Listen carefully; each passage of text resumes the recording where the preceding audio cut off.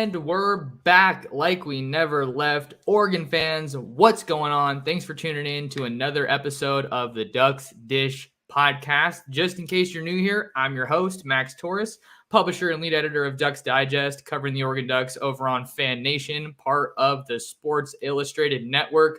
Coming at you with the second episode of the day. Got a little time to get back in town, watch the spring game, and kind of ponder my thoughts. And then I was like, why don't I hit record and ponder my thoughts with one of my good buddies, which is why I'm joined by my guy, Spencer McLaughlin. He's the host of Locked On Ducks and Locked On Pac-12. He's a man of many talents. How we doing, man? We are doing well. One of those talents is spending too much time at the golf course. It was an 8:40 tee time. It was not around to my liking, but rocking the Ducks polo, which, by the way, these are the same shirts a friend bought for me many years back when Oregon won the national championship at Eugene Country Club. Solomon Raza hitting the match-winning 4-footer downhill slightly left to right. I remember watching that on TV. But one of those days where I was in the short game area for about 90 minutes after the round today. But other than that, we are good because we are in grind mode, Max. That's what I'm all about right now. Absolutely. You know, I got back in town yesterday and I was like, let's get it right into it. So we got plenty to talk about today. We're coming at you live on YouTube at Oregon Football Max Torres. If you guys are here in the live chat, let us know. Drop a comment in the chat letting us know how you feel about Oregon's spring game, or if you're watching on replay, you guys can leave me a comment or a question. I'll do my best to get to it. So kind of the plan for today's episode is getting to some big picture takeaways and some broad thoughts on the Oregon spring game. And then I think Spencer and I are going to highlight a couple of standout performances that kind of caught our eye. And then maybe we'll get around to some comments or questions. I know Spencer's got about 30. I might stay around a little bit longer if I'm feeling nice. We'll see. But yeah, man, just kind of getting into this, starting to peel back the layers. Not exactly a shootout, which I don't know if I would say I was expecting, but I thought it was going to be a lot more explosive and a little bit more high scoring compared to what we saw, just seeing how well the offense ran last year, how explosive it was last year. But I think that was in part due to the teams being split up, obviously, and then just really, I think, a much cleaner game by both defenses, you know, guys being in the right place at the right time, not a ton of flags from what I was able to see, and just a pretty crisp looking game kind of by that defense. So where I was kind of just throwing that out there, and then we can see where it takes us. Yeah, I thought it was refreshing because you add all these players in the offseason, you bring in talented dudes, you've got a new secondaries coach as well, you got a new offensive line coach, but, you know, there have been changes that, you know, you and I have talked about for the last several months, and most notably the players that they've brought in. I felt like they really made an immediate impact. And you know, something else we've talked about extensively and will continue to do so because it's important is the defense has got to grow. The defense has got to take a step forward. And, you know, I don't think it was an indictment of Will Stein, who wasn't even, you know, calling the plays necessarily. Obviously, there were, you know, signs of his scheme and his wrinkles and his approach to offense, you know, from a coaching standpoint. Those sorts of things were very present, but you touched on how we know and we're expecting a little bit more of a shootout because we know that these offensive players can produce. We know that Bo Nix is good. We know the running backs are awesome. We know Troy Franklin's a beast. Troy Franklin is a major beast. But he was my biggest offensive standout individually amongst everybody because he somehow looks even better than he did from a year ago. But you know, you have great running backs, good receivers, you have a quarterback, you have all the stuff that you really need, some good offensive linemen as well. I think the fact that it was more of a slugfest and a struggle for the offenses in the early going on both sides than we were expecting is a testament to what we've heard from Dan Lanning and also what we speculated about, which is I think we can expect the defense to take a step forward because they were more physical at the point of attack. They looked faster. The communication was better. You know, there was only really one lapse, and that was when Ty Thompson had to make a throw with a guy in his face, by the way. That's not a throw that a lot of quarterbacks can make. There were throws that Ty Thompson didn't make that other quarterbacks make routinely, but that long ball to Chris Hudson, who somehow, again, didn't find the end zone. I swear that guy is cursed. But Brian Addison is also really, really fast chasing him down. But that was a 50-yard flick with a guy right in front of him. that was kind of the only breakdown defensively that we saw. And I like what you said about it being a clean game. I think there were just a handful of penalties on either side, and that's something that I really, really liked seeing, because last year there were too many open receivers, there wasn't enough pressure, and there was sloppiness at times. And I thought all those things were improved. Now it's better when you have a different opponent, but I still think that it was really, really encouraging from the defensive side to see them play the way they did and in the manner in which they did. I mean, there were some hits out there. There were some plays. There were good coverage moments. There was defensive line pressure. There was run stuffing. Linebackers were flying around. A lot of really good things from the defense. Yeah, and I think like one of the points that is good to kind of hit on here that you mentioned is just how there was a level of expectation for Oregon's defense to step up. Because what was one of the biggest things that we were talking about at the end of the last year? I feel like people were kind of thinking, the season was over. Oregon got 10 wins. Like, that's great and everything. But a lot of fans kind of found themselves asking, that was the Dan Lanning defense?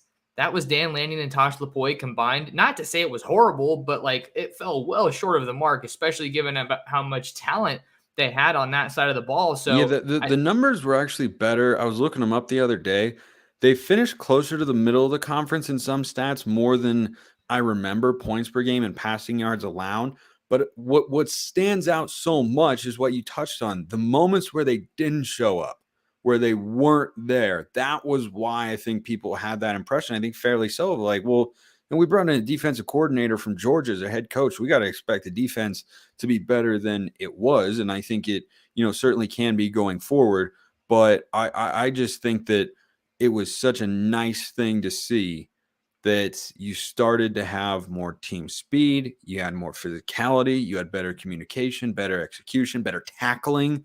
As well. How many missed tackles were in that game, Max? Like, not a whole lot. Five. One of them was on Tez Johnson, who looks like a ridiculous athlete. So I like I said, I really, really liked what I saw from that defense, and hopefully it carries over to next season. Yeah. So to kind of just finish up on the point that I was working on, it was just like, the defense has taken a pretty gradual step forward. At least it looks like it right now. You and I aren't gonna sit here and say, oh, there's Oregon Pac-12 champions, national champions just after a spring game. We're not going to say that, but I think that it started to look a little bit more like the product that we were expecting when you bring in guys like Dan Lanning and Tosh Lupoi and some other big names on the staff. So I think that was really encouraging. Guys were just in the right place at the right time for a lot of times. And, when guys had opportunities to make plays, like on the defensive side of the ball, I'm thinking about Dante Manning's pass breakup on Justice Lowe in the back corner of the end zone. That was big. I'm thinking about Jamal Hill tackling Bucky Irving by himself, which most people in the Pac-12 couldn't do. If Jamal Hill doesn't make that tackle, that's a touchdown every single time. And he's in a new spot, kind of in a new space, and he was able to come through. So, I don't want to get too much into our standout performances, but yeah, I think things look really good. I think maybe we could touch on this together as like a offensive and defensive type of point. I was looking at the stats, and Oregon only rushed for a combined 131 yards by both teams. And I think you see that stat and you're like, really? Like Oregon's, this prolific running team, fast-paced, explosive offenses, and they only ran for that much. But then you kind of also think, okay, the offensive line, then they're like eventual starters were kind of sprinkled throughout both teams. And Oregon's defensive line isn't exactly a weak spot. Oregon's defensive line is stacked. So I thought that was like kind of interesting to see, but it wasn't something that concerned me. Yeah, I think the O-line had more non-starters or non-regular rotation players playing than the defensive lines, because the depth on the defensive line, I'm with you, from an experience and talent standpoint, I think is greater than the offensive line, especially when you're talking about experience. So if you talk about guys who can go 4 across, by the way, I think a guy who won't get a lot of, plaudits here, but I thought looked pretty solid. I believe yellow team number 32 was Amarian Winston. Yeah. Yep. I thought he looked pretty darn solid out there. It wasn't a game wreck or anything, but he was out there pretty often. I thought he was more than holding his own. But, you're talking about having 5 or 6 offensive line starters or guys who you expect to be regular contributors that are starting caliber players. But on the defensive line, you're talking about what are we at, 7? Seven, maybe 8. I think that certainly contributed to, the defensive line seeming to have more of an impact in the spring game than the offensive line did, because you got Jordan Birch, you've got Mateo, you got Brandon Dorlus, you've got Casey Rogers. I thought Amarian Winston looked pretty good. You've got Keon Ware Hudson, you've got Popo, you got Taki Taimani. Like that's 8 guys. I'll take out Winston because he doesn't have the experience. That's 7 guys who have played a lot of college football and are either starting caliber or regular rotation players. And I think that, they kind of flexed their muscle in that sense and, did very well against the offensive line, which I didn't think was bad, by the way. I thought they held up well in pass protection, allowed a few pressures, but that's what I would like to see from the defensive line in that sense. And I'm not concerned about the offensive line. One of my big offensive standouts as well is Josh Connerly. I don't think, I can't remember a play where he allowed a pressure or got beat. I don't have the PFF grade, in front of me here. I don't think they do that sort of thing for spring games, but from what I saw and having gone back and, watch the highlights, I don't even know how many times at this point, Connerly looks really good. And I think that's your starting left tackle. And I think I thought Mateo looked great. And when Mateo went up against Connerly was winning that every single time from what I saw. So I was really, really impressed with what we saw from the defensive line. Guys, that Mace Funa is another player. So yeah, that is 8. That's 8 players on the defensive line who have played extensive college football or have very, very high potential going forward there. But I think Connerly really, really stood out on the O-line. I think that's part of the reason the running game wasn't as strong. But I think you also had more production from your linebackers, the defensive line, than you were getting a season ago. Yeah, and to touch on Connerly a little bit in the offensive line, maybe it makes sense like as a very commonsensical thing, but I liked how they split up the offensive linemen. You have Josh Connerly with Bo Nix as his left tackle. You have Jackson Powers Johnson as Bo Nix's center. I don't think those moves were accidents, by the way. No, yeah, that's what I'm saying. Like hey, let's trot this combo out there and see how it works. I mean, if JPJ wasn't the center, I don't really know what would have happened, seeing that Marcus Harper II is out for a bit. And so is Junior Angelau, who's played some center in his career. Yeah, I don't think he was able to give it a go after Lanning was kind of more or less hinting at him being a game time decision. But let's get into some of our top performers, because I feel like we're kind of both just getting excited to do that, and we want to maybe try to get to some of these comments. But let's talk about Connerly a little bit, but I also want to talk about Mateo Uiagalelei, because I feel like there's one rep. Maybe I can try to go find it later, but I feel like one of the things that stood out to me was there was one rep. I mean, those guys were going at it like the entire game. Like those were quality reps, just physical dudes.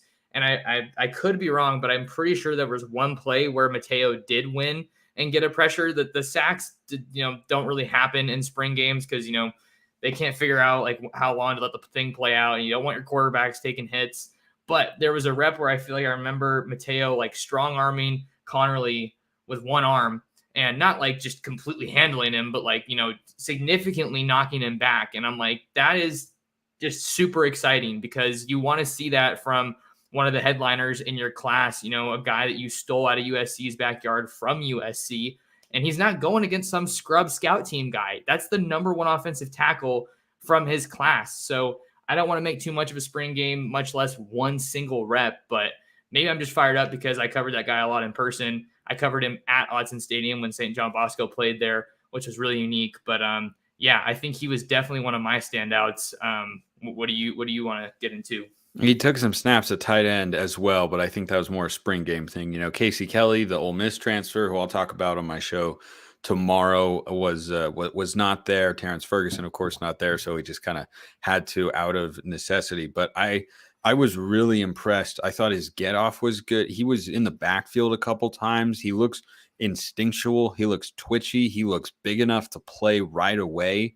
There's never going to be, in all likelihood, a defensive lineman at the edge spot as good as Kayvon Thibodeau that Oregon can get.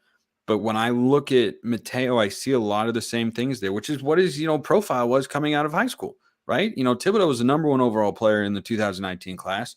Mateo's a top 50 guy in the 2023 cycle, which is not half bad. And I think we saw that on display. You know, when he made an impact play, it looked really impressive. And he just kind of has that quality about him where he gets to the play a little bit quicker than other guys, and he is physically ready. You know, he's what, 6'3" or so 6'5".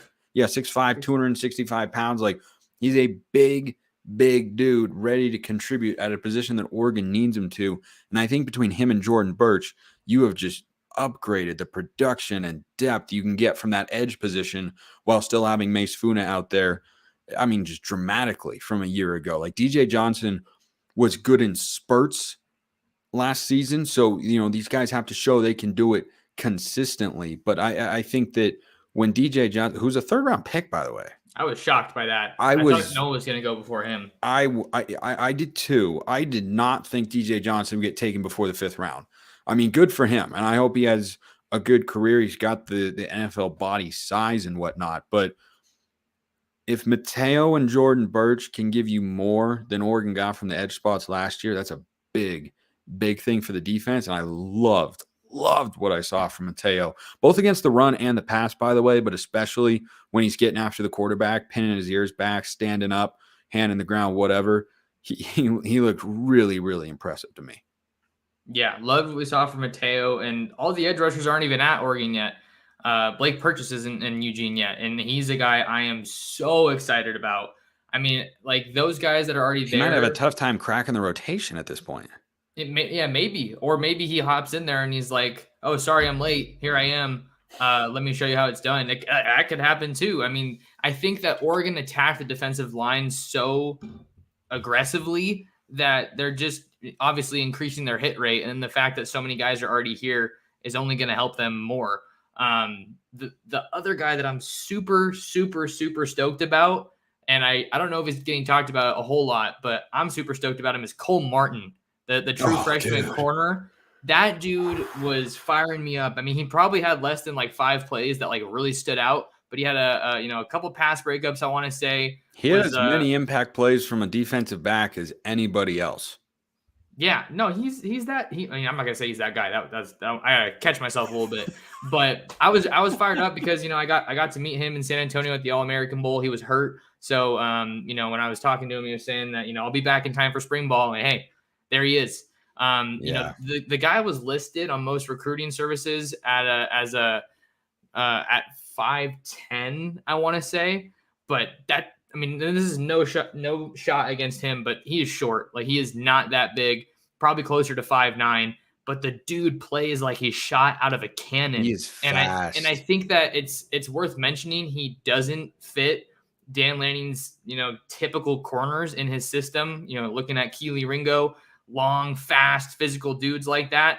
But the guy is twitchy, man. He's twitchy. He's quick. He's explosive. He's physical. I mean, that's how he hurt himself. He messed up his shoulder in the state title game, messing somebody up.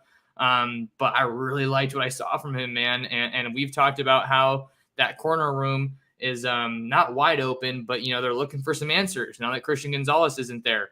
And, just because we're in that conversation, I really liked what I saw from Dante Manning, and Kyrie Jackson had a couple of good plays in there. But come fall, I mean, Cole Martin kind of just seems like a guy that is going to stay around and stick in the picture. And maybe he's going to be too hard to keep off the field.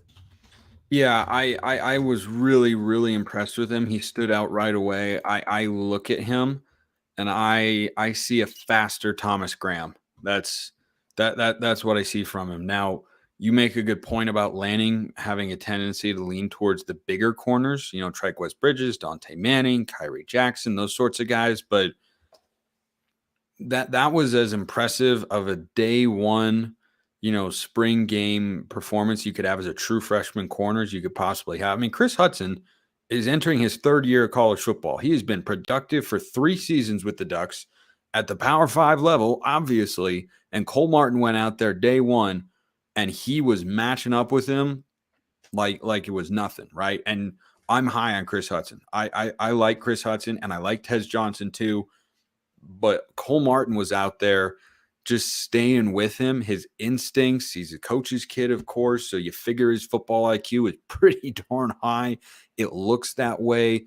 his athleticism, explosiveness. I think he's got potential in the return game. Like, I don't see how you keep him off of special teams this year.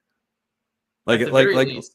As a true freshman, I am hard pressed to see how that does not happen. Like, we talked about that potential with Roderick Pleasant, but Who's not even there yet? Don't who's not there yet? But this is Jurion's kind of not there yet. yeah. But this is who we kind of thought Roderick Pleasant would be looking like, right? A little bit smaller, but really really fast and explosive like that. That's Cole Martin. So I was a big fan of Cole Martin. The other guy who John is correctly pointing out as a standout on defense. I don't know where he fits on the depth chart, but Betchel or whatever. Or Betcher, I think is his name. Bryce. Bryce Betcher. I feel like that's not it. Let me look it up. Is it Brian Betcher or no, Bryce Betcher? He was wearing number 46 on the yellow team. Okay, here we go. Hold on. Okay, yeah, it is Bryce Betcher. Yeah, Bryce Betcher. Okay, he was everywhere, man. He was making some plays, dude. He looked explosive. He was making tackles in space. He was breaking up passes. Did not expect to see that at all, but he was really, really impressive to me. And look, there might be too many safeties in the room for him to see playing time because I liked what I saw from Tysheen Johnson's hit on, I think it was Bucky coming out of the backfield, just diagnosed the play, drove on the ball, laid the lumber, and looked explosive doing it. I loved what I saw there. Going back to what we discussed earlier, overall team speed up from last year. That was a big takeaway defensively from what we saw is there you go, Bryce Betcher. He looked good. I feel like he's way down in the rotation. I hadn't talked about him at all. I honestly hadn't even really heard of him, and I covered the Ducks every day. But then he was out there making so many plays. I just went, that guy looks like a football player. He looks like a good football player. And then he went and played baseball for the Ducks later, and they took 2 or 3 from Arizona State, who were ranked in the top 15 at the time. Shout out Ducks baseball. So, yeah, I liked that element because there were times last year, Washington, of course, where Oregon's secondary and defense looked slow. They looked like they were too slow, and they did not look too slow on Saturday. Yeah, and that's what I think, that kind of goes into that point I was making about the, crispness. Seems like guys are moving better, not being caught out of position, not as much arm tackling. Like we said, that was obviously really good. There's one more guy I want to talk about, and actually I feel like I've already talked about 2 of my standouts, so I want to throw it over to you so I'm not dominating the conversation. Any other standout guys you want to talk about? I could go down. I could go down the list here. I really did think Troy Franklin was number 1 on offense. I mean, to me, Max, he looked bigger. He looked just as fast, just as fluid. Did you see the move he put on Kyrie Jackson on that third down conversion early in the game? He was moving around for sure. I don't know that move specifically, but he had just like a 6-yard curl on 3rd and 9. He turned it into like an 11, 12-yard gain. Kyrie Jackson, a guy who Nick Saban once looked at and said, I want you to come play football for the University of Alabama. Troy Franklin went out there, and I thought Treshaun Holden, speaking of Alabama, looked good as well. But Troy Franklin went out there and put the moves on him and left him in the dust to pick up the first down. And then he caught the touchdown later. And I just look at him. He looks like he filled out his frame a little bit more, right? He and Dante Thornton were, quote unquote, the skinnies. He doesn't look like the skinny anymore. He looks like the athlete. He looks like him at wide receiver, as they say. And I was thoroughly impressed. And look, I expect Troy Franklin to have a great season. I have for a long time. But it's almost like my expectations for him have now gone up. Because I was just so impressed. He just looks the part in so many ways. We got to enjoy him this year because I think he's off to the NFL after 2023. Oh, for sure. Yeah, no. I mean, he and I think he's going to enter the 2023 season as a legitimate Biletnikoff candidate. He has that kind of hype. He has the production, I think, to back it up. And Will Stein's talking about getting your best players the ball. So don't expect him to. That's your best offensive player outside of quarterback. Yeah, I think so. I don't know. I feel like that'd be an interesting discussion with Bucky, because he can impact the game in both ways. Go with Troy. I think first of all, Bucky's tremendous. Love that he's there. He and Whittington, such a great 1-2 punch. Dante Dowdell was a standout as well. Holy power, Batman. But I would say that Franklin is more explosive than Bucky Irving. I think Irving is a very elusive, talented back. But if you're talking about who's more likely to catch the ball in space and go for a big play, I think your answer is Troy Franklin there. Yeah, I think that the thing that I was excited about with Troy was how he looked like he was a little bit more bulked up physically. And because he, like, the way he played his game last year, I feel like there were a couple of moments where he kind of just threw his body around. And I'm like, hey, you're not that built up. Like, chill out for a sec. You're the team's number one wide receiver. We don't need you getting hurt. But yeah, like just like his celebration after the touchdown grab, like I saw him around all the guys and he was just, oh, and I was like, dang, this guy is like, he's fired up, man, and his body's getting there. And then to that point, I thought Trayshawn Holden looked really good. While I was watching the games, I was like, wow, Bo is really feeding Troy the ball. Let's see some targets for Trayshawn, and he moves really well for his size. He's not just a huge built dude that doesn't have the finesse or the agility that you need to play the game at a high level. And I think he's definitely going to be an impact player for Oregon in 2023. I think someone was commenting that Trayshawn is going to be a problem early. Yeah, I got Eric's comment here. So I think that Bo that seems room's looking real good. And by the way, I like that point because Bo seems to trust him. How many times did we see him trying to get the ball to Holden when Holden wasn't necessarily open or wasn't the best option on the play, like when he missed Kenyon Sadiq in the flat? I think that Holden is a guy who Bo Nix has already built a rapport with and is going to look to in key situations this year. But you want to get some mailbag questions? Yeah, we can get one before you get out of here. I was starting to star a couple of them. Let me see what I got here. Let's see. Okay, this one's from Tanya.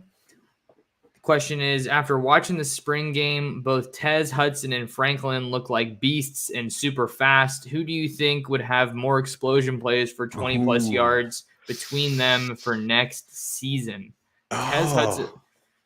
I feel like just based on overall ability and like skill, I want to say Troy. I feel like the conversation's maybe more between Tez and Chris. And I feel like I'd lean Tez just because he seems to have more of that next gear. But that's a tough one, man. I don't know. I think it's pretty close. That is a great question. I'm going to go with Troy Franklin because I have stayed on this train and I have no reason at this point in time to indicate otherwise. I think Tez and Chris Hudson are going to be kind of a split. I think their playing time is going to be very even because, Tez Johnson's got a little bit more breakaway speed, but Hudson is a much more physical football player, and Tez is more finesse, and I don't think you can underrate that, especially in the running game. And it's not as if Chris Hudson didn't catch balls ranging from the line of scrimmage to 50 yards down the field last year. He did.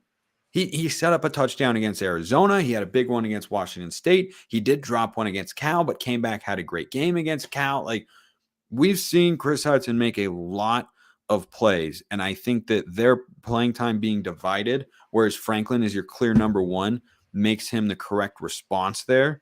But I think all three of those guys being integral parts of the receiving core in 2023 shape up for Oregon's weapons being more than sufficient for Bo Nix. Yeah, and that's a good way to look at it. It's not like one guy necessarily has to edge out the other. Maybe they just play off of each other, which I think, someone said in the chat, someone was asking, odds of Tez and Chris both staying, but then someone said, they're compliments to each other. It's not necessarily one or the other. So I think that Oregon's wide receiver room is looking really good. We didn't really even see too much of Ashton Cozart, but he was out there. Jurion Dickey's not even here yet. Oregon could still get Gary Bryant Jr. in a couple weeks. The USC wide receiver transfer. Who knows if they go after Zachary Franklin, UTSA's leading wide receiver who just hit the portal, had over 1,000 yards in back-to-back seasons. Maybe Will Stein wants to get involved there. He's from the state of Texas originally. So I don't know. There's a lot of directions this could go. And it's just interesting to see how much Oregon's wide receiver room could change in one offseason. And maybe it's even better than last year, but I don't know. I think I'd be curious to pick your brain about how Trayshawn Holden and Chase Cota could maybe compare, because it seems like they might take on similar roles with Troy Franklin being that returning number one guy. Yeah, I think so. He's a very logical choice to do that. A guy who's played in the national championship game, was a decently productive player at Alabama, and I think we saw the physical upside. I mean, he also looks explosive. He's a big-bodied wide receiver. Like I don't know that there's correct me if I'm wrong, Max, that much of a size difference between Trayshawn Holden and Kenyon Sadiq. Yeah, no, I don't think so. I Yeah, they're don't both I like don't I don't think 6'3", it's massive. Let 215, me look that up real quick. because they're not going to have updated weights on the Oregon roster. No, But but like Kenyon Kenyon Sadiq Sadiq coming was out of high school, 6'3", 6'3", 220. yeah, 6'3", 220. And Trayshawn probably on ESPN. They probably have he's listed at 6'3", 190, 214. 195 is his listed weight on 24/7. Okay. But that might have been coming out of high school. You had Trayshawn Holden listed as what?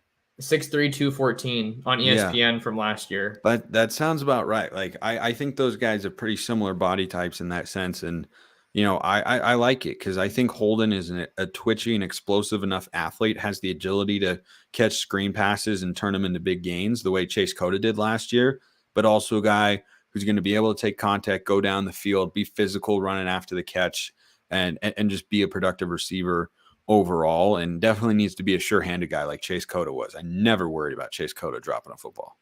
Yeah, which is why he carved out that role as a chain mover on third downs like so consistently. Got picked up as an undrafted free agent, by the way.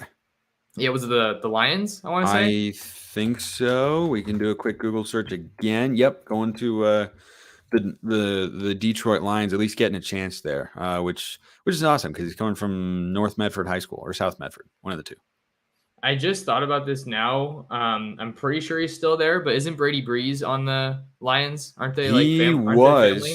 I know. Or is it I the know that Titans he now? was. I think he was even playing some. If I remember correctly, he's still listed as being a member of the Detroit Lions right now. Which 2 again, games last local year. kid from Oregon, like that doesn't happen very often. Brady Breeze went to Central Catholic. Chase Cota from the Medford area. Like it is pretty rare for a kid from the state of Oregon to make it to the NFL. Justin Herbert. But it has been known to happen from time to time, and I always think that it's extra cool when that stuff does happen. Absolutely, man. Well, how are you doing on time? I got a piece. Unfortunately, I got some work that I gotta get done.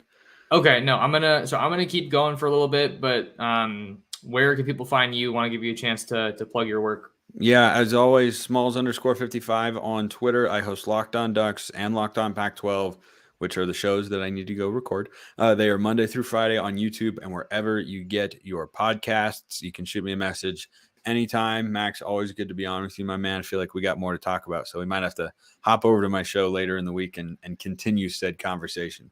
Oh yeah, no, we definitely got more to talk about. So you just say the word and I'm there. But appreciate you coming on, man. Yep. Anytime. And everyone, make sure you guys go tap in with Spencer.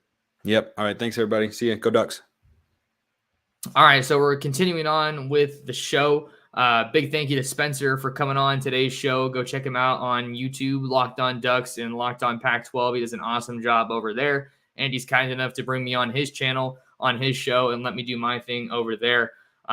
So we got a couple more. We got some more comments that I got starred to get into. Let's see. Yeah, we already talked about Eric's comment with Holden being a problem immediately.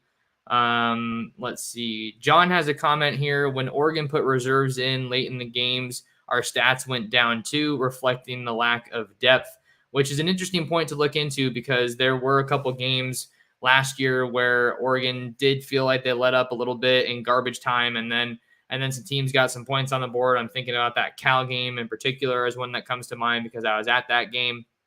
So it's a legitimate point just to kind of look at and examine Oregon's depth, but I think that seeing what we saw from the defense in the spring game is a reason to be optimistic that you have more guys that are going to be capable of stepping up and giving you quality snaps in games when you need them.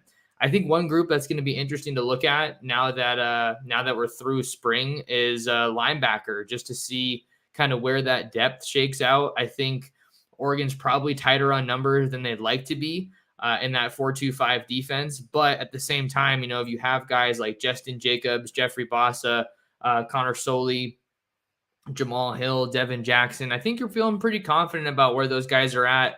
I think Devin Jackson is kind of the most unknown right now, and I don't mean that in a bad way. I just mean that in the way that he hasn't played very much college football, so you just don't totally know what you have there. You have a guy that had a lot of hype coming out of high school, really, really fast guy, All-American linebacker out of the state of Nebraska. But he looked good in the snaps that he got on Saturday in that spring game. So I think that overall Oregon's depth, they said that they had more depth kind of on defense, I think, in spring than the offensive side of the ball. So now you have a little bit of wiggle room now that you're underneath the scholarship count, the scholarship limit, to maybe go out and add a couple of guys in the transfer portal. Maybe you add another linebacker. I feel like you're feeling pretty good overall about your defensive depth. Pretty solid guys, obviously, all across the defensive line.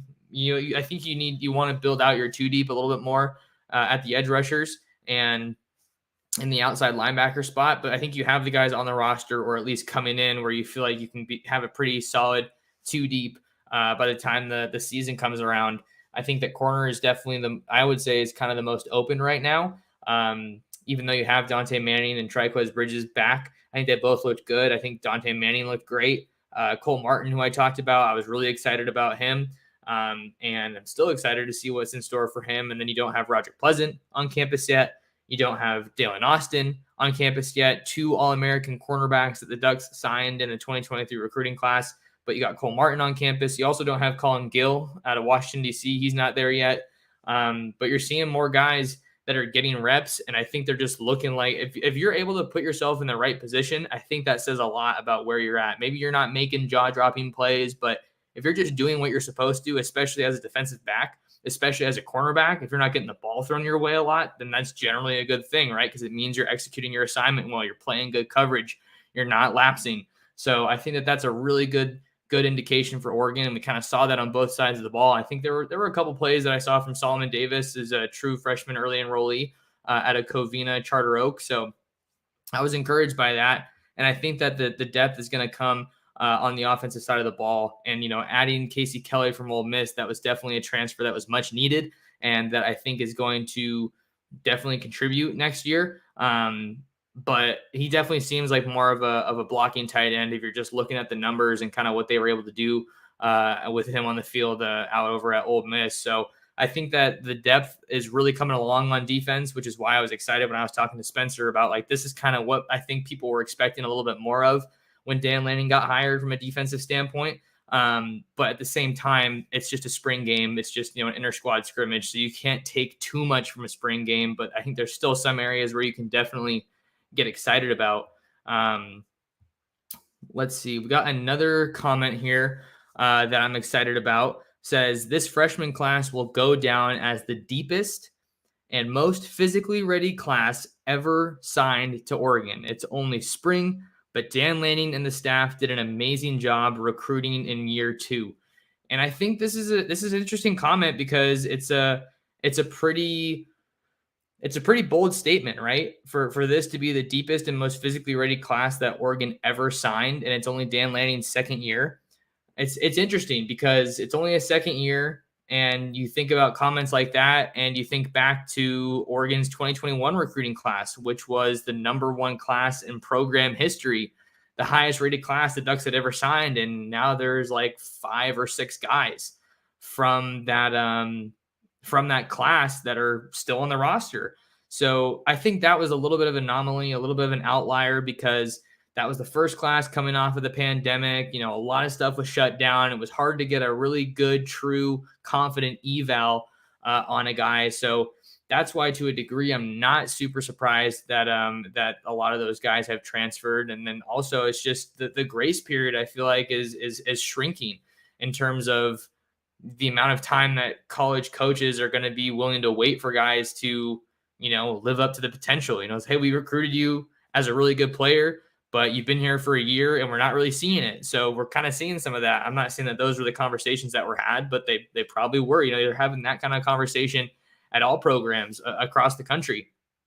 But for Dan Lanning to have this group, already kind of humming the way that it is, I think is really encouraging. I think they finished inside the top 10, I want to say. I gotta look back. I feel like I should know that off the top of my head, but 247 Sports has them with the number. Okay, no, never mind. I gotta pump the brakes. The number 16 overall class, but the number 13 ranked composite class. So I think that's probably combining the transfer portal. So it's a little hard to look at, but top 15, top 10, top 15. But the 2023 class, this was all Dan Lanning's guys. This was his first full cycle with Tosh Lapoy, first full cycle with Junior Adams, first full cycle with Demetrius Martin. And this 2023 class looks like they're gonna be making a statement. And I've said it before, like Oregon needs to be getting more guys, recruiting more guys into the program that are gonna see the field early and often. And they got to be seeing the field not out of necessity, but because that they're pushing other guys for snaps. I could go through the list here of guys that look like they're going to be playing as freshmen. You got Mateo. Dante Dowdell looked awesome, even though he only had like 4 or 5, 6 carries in that game, but he actually led the spring game in rushing yards. And I think just the way he attacks the hole, the physicality that he plays with, the way that he moves, I think that, and the way that it's just hard to bring him down. Dante Dowdell and Bucky Irving have one thing in common, that's for sure. It's really hard, if not impossible, to bring them down with just one guy. So that's a guy that looks like he could maybe even be pushing Jordan James for that number 3 spot in Carlos Laughlin's running back room. Then you got Johnny Bowens. I've been hearing a lot of good things about him, a lot of general excitement about him. See how he comes around. He was listed at 6'3", 265, coming out of Judson High School in Converse, Texas. Let's see who else we got here in this class. Michael Gardner, he was getting a bunch of praise from Casey Rogers last year. Tatum Tuioti looks like he's definitely an under the radar sleeper kind of assignee. And then you have so many guys that aren't even at Oregon yet. Jurion Dickey, Roderick Pleasant, Dalen Austin, Ashton Porter, also out of the state of Texas, Amari Washington, Terrence Green, Blake Purchase. There's so many guys that aren't even on campus yet, and you already have all of your transfers on campus. So I think you're looking really, really solid. So I think that the early return on Dan Lanning's first full recruiting cycle at Oregon has been overwhelmingly positive. And I think the closer that we get to fall camp, the closer that we get to that season opener against Portland State, I think we could really see, what they're capable of doing and how many guys are going to be able to, see the field early. And I think that's something to be excited about for sure. It's no shot at the guys that are already there, but that's your job as a head coach and I think Nick Saban's basically said that, or some other great college coach has said that my job is to recruit guys to take your job. So that's what you ultimately want. You want that competitive spirit. You want guys that are going to come in hungry for snaps, hungry to take jobs. And I think that's ultimately what Dan Lanning's doing. We're seeing more of his recruits coming in because, let's be honest, he didn't recruit a lot of these 2022 guys necessarily. So that's part of the reason that it's not necessarily a surprise to see some of them enter the transfer portal because they committed to, Mario Cristobal when he was still there. But, you got to do the best that you can with the hand that you're dealt. That's just the reality of where things are at in today's game. So really like this comment. We'll see. We'll have to check back in at the end of the year if this freshman class is going to go down as the deepest and most physically ready class that has ever been signed to Oregon. But man, the early return looks really good from guys like Cole Martin and Mateo Uiagalelei for sure in this spring game. All right, let's see what else we got here. Mikey G, my guy, depth on the O-line is not ideal. And I think I'd be saying that even if we weren't coming off one of the best groups we've ever had. Yeah, I think it's hard to say. It's hard to say what kind of depth Oregon has on the offensive line right now because we just don't know what that group looks like. Junior Angelau didn't play in the spring game. I think he's probably one of your projected starters. Marcus Harper's banged up, so it's hard to see what this unit is ultimately going to look like. And you had guys that were swapped on other sides of the ball, right? They were split up, but you had Jackson Powers Johnson and Josh Connerly on the same team working with Bo as two of his most important offensive linemen. Stephen Jones was back from injury. So I think that on paper, Oregon's offensive line is a group that I'm growing more confident in as the season goes on. And maybe they even add another guy. I think I saw someone, maybe it was Eric, saying that in the chat here that maybe he wants another center to come in. But yeah, Johnny Cornelius was another guy that got added out of the transfer portal, and he was one of the most sought after tackles that was available. And we had schools like Nebraska and Ohio State. Tennessee, I think, was also another school that was going after Johnny. So I think Oregon's pretty fortunate to find themselves in the spot that they are in, especially given the talent that Adrian Clem, added before leaving to go to the Patriots. So it's not an ideal situation. I think I would agree on that, but at the same time, it's not like you're trotting a bunch of guys out there that have never started a game. You're not in that spot where you're having to start a lot of young guys. You're getting a new group in. You're kind of trying out some new stuff, but Jackson Powers Johnson's played for you before. Stephen Jones has played for you before. Once he gets back, Marcus Harper has played for you before. And then some of these other pieces that you're adding into the mix, Johnny Cornelius, Junior Angelau, they've played college football at other places, so they're not new to the game. And I really loved what I heard from Johnny Cornelius during his first Oregon media availability. Just sounds like he has a really good head on his shoulders. Definitely strikes me as a leadership kind of a guy, as a leader. And then you have Alik Terry that is talking about Josh Connerly Jr., being the hardest worker in that room and just having, some of the best footwork of that group. So I think I would agree with this comment, Mikey G, that the depth necessarily isn't ideal along the O-line, but I think that you have some really good pieces there that are going to lead to you feeling a lot more confident about that O-line situation come next year. And this is also a spot maybe where you're happy and you're fortunate that you have backs like Bucky Irving, backs like Noah Whittington, guys that are not easy to bring down on first contact and that can do a bunch of different things. They can hurt you in a bunch of different ways. And then you have one of the most mobile quarterbacks in the entire country in Bo Nix, who I think really took a step forward in his game last year by just finding that sweet spot, knowing when to improvise, knowing when to take off, and knowing when to stay in the pocket and take a hit for a guy who, maybe has, beaten his defender and is streaking open down the field.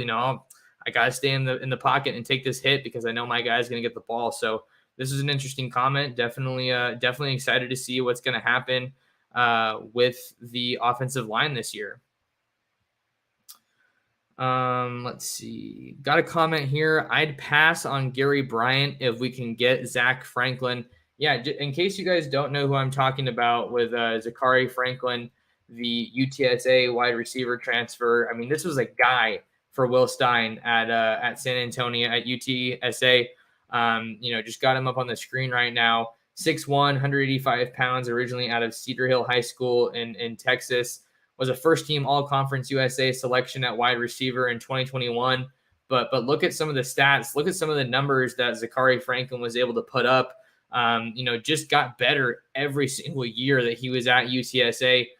9 games as a freshman, then 10 games, 13 games, 14 games, 94 catches for one guy in 2022. That's pretty crazy. I think that his production speaks for itself. Anytime you can get a receiver that's in the transfer portal that's had over 1,000 yards and someone who has familiarity with Will Stein, I think that's going to be a plus. And I'm not saying that it's an automatic thing by any means. I need to do a little bit of digging to see what kind of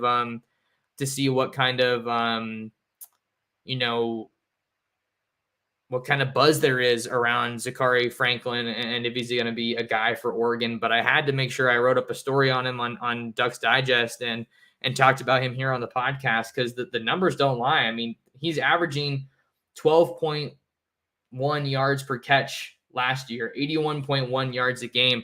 That's a guy that you can feed the ball to consistently.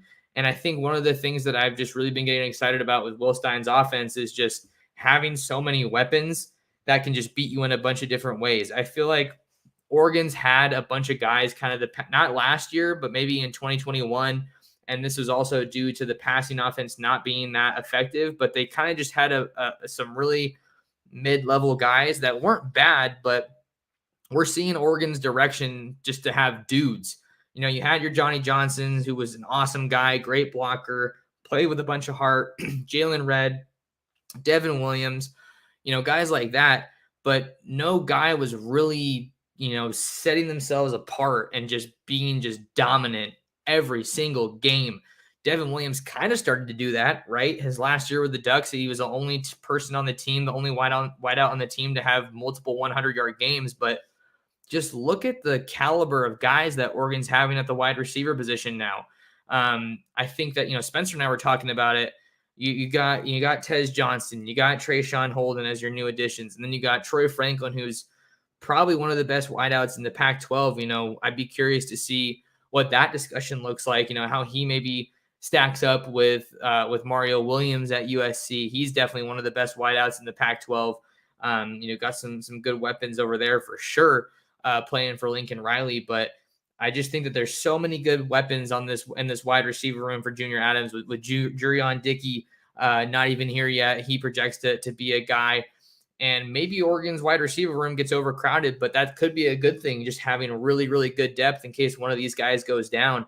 And it's interesting that we're having this conversation because there were so many guys that transferred that were wideouts from the end of the 2022 season to now. You had Dante Thornton. I think Dante Thornton's going to be the toughest transfer for Oregon to stomach this past offseason because he had some really good games down the stretch, Washington, Utah, for sure. But you had Dante Thornton, Seven McGee, Isaiah Brevard, Isaiah Crocker, all as guys that play wide receiver that hit the portal, but just the level of depth at wide receiver is really, really encouraging. Kyler Casper, he had a couple of good moments in the spring game. We can't forget about him. 6'6", 200 pounds. There's not a lot of wide receivers, certainly in the Pac-12, that have his skill set and his physical frame. So I also thought Justice Lowe looked really good in the spring game. He had a couple moments where he was popping. So I'd be interesting to see where this ends up. I don't know if it's a situation where they have to choose between Gary Bryant and Zach Franklin, but Zach Franklin's definitely been more productive than Gary Bryant.